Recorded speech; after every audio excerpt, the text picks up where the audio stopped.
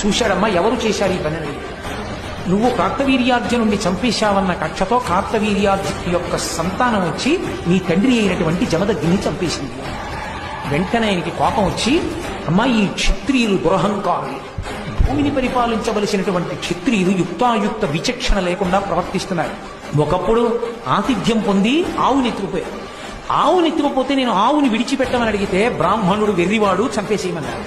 నేను యుద్ధం చేస్తే నా చేతిలో చచ్చిపోయాడు. ఆయన ఆవుని విడిచిపెట్టలేదు కాబట్టి యుద్ధం చేసి చంపారు.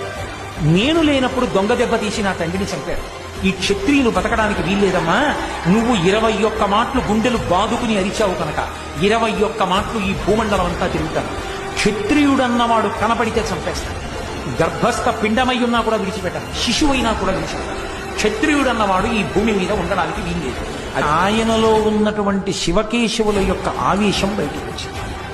21 మాటలు భూమండలం అంతా తిరిగి క్షత్రియులన్న వాళ్ళని విడిచిపెట్టకుండా సంహరించి ఈ నెత్తురంతా తీసుకెళ్లి కురుక్షేత్రంలో 5 ప్రదములు తవ్వాడు. 5 చెరువులు తవ్వి 5 చెరువులు ఈ క్షత్రియుల యొక్క నెత్తుటితో నింపాడు.